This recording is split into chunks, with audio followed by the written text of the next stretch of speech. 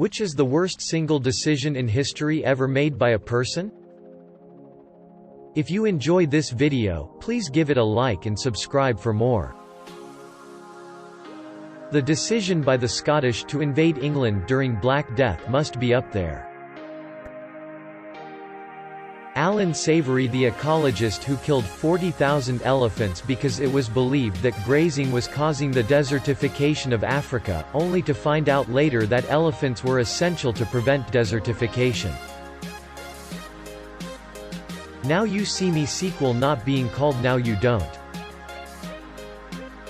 Mao Zedong's campaign, he basically told his nation to take pots and pans to kill all the sparrows. However, the ecosystem was disturbed and the locust population skyrocketed. Seeds, he thought that planting seeds 1 meter in the ground would result in greater roots and better harvest. He also thought that putting tons of seeds in one compact area would cause a better harvest. All the seeds died, however. Around 30 million or so died from famine under his rule. Hey! Look at the other nations industrializing. Let's smelt all our metal to build better infrastructure. What? It creates pig iron, which is super unstable and impure, therefore being ultimately useless? Oops, Mao. Eastman Kodak deciding not to go forward with their own newly invented digital cameras and instead sticking with film because it made them so much money at the time. The guy that sold the bottling rights for Coca-Cola for $1 and never even made the guy pay the $1. https://www.coca-colacompany.com/stories/when-coke-bottle. Maybe the worst business decision ever made was by Xerox with their Alto computer. Xerox invented the graphical interface modern computers use. Desktop, folders, copy, paste, etc. They basically invented the modern computer in the 70s. But the problem was, the people in charge at the time were businessmen without any technical knowledge, so they didn't realize what they had. They did nothing with it and gave it away to universities and showed other companies. The famous story is that Steve Jobs saw this and within 5 minutes realized this was the way computers would work in the future. He copied it, because Xerox didn't patent their invention and didn't do anything with it, and the rest is history. Xerox could have been Apple or Microsoft. Or both. They could have had a monopoly on the entire PC industry. Almost every company uses Windows in their offices. I think 80 or 90% of consumers uses Windows. That could have been Xerox. They had the tech maybe 10 years before anyone else. They could have been the most valuable company of all time, but they just gave it away. Maybe not the worst, but maybe Ronald Wayne. He was a co-founder of Apple along with Steve Jobs and Steve Wozniak in 1976. Just 12 days after forming the company, he sold his shares for $800. He owned 10% of the company, which would be worth $80 billion $80 billion today. Source. Don't know how accurate this is, but the story still stands. Robert Ballard, one of the guys who discovered Titanic, says that his biggest regret is that he and Jean-Louis Michel didn't bring a piece of the Titanic up with him when he first discovered it in 1985. At the time, they didn't want to disturb the wreck, and leave it pristine. But if they had done so, then they would have been able to claim legal ownership of the wreck under international maritime law, and therefore more control over it.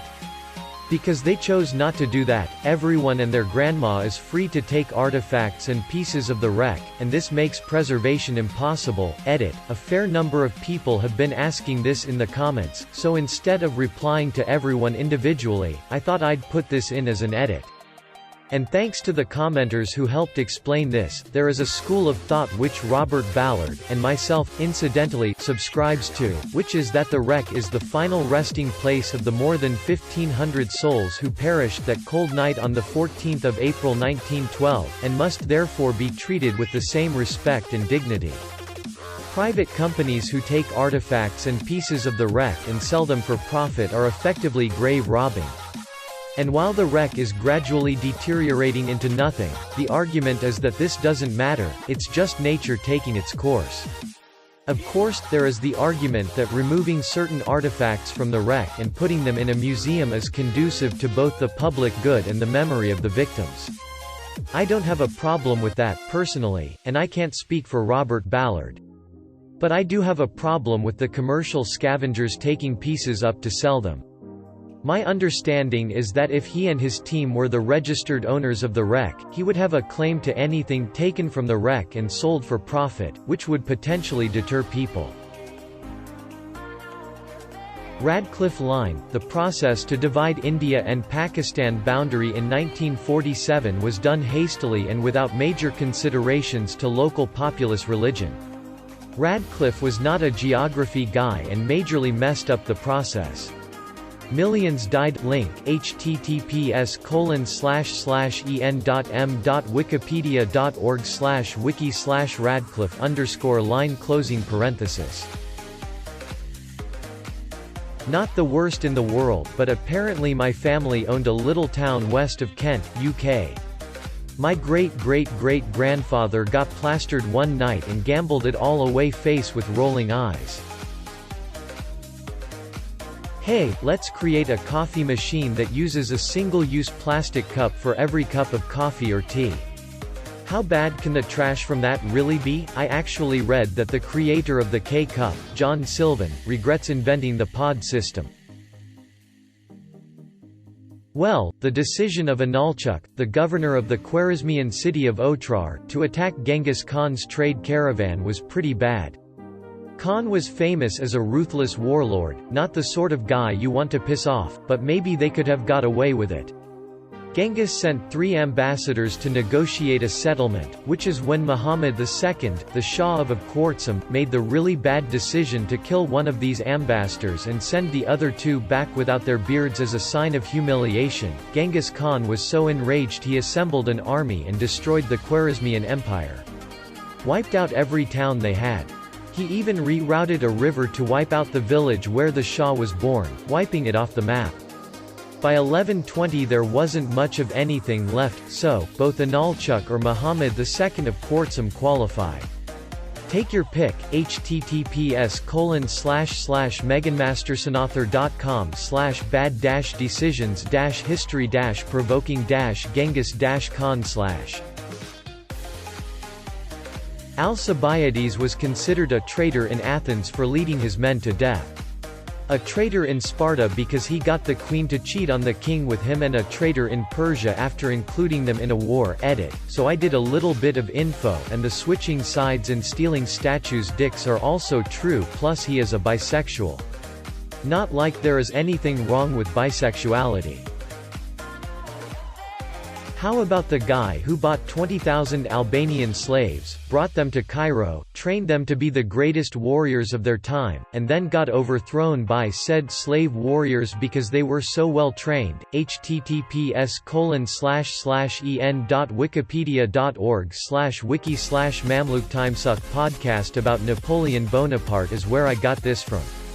It's a good one if you have an hour to listen. https://open.spotify.com/episode/2q4pzigwisctour2r?c=y3hpigweskscrom9la.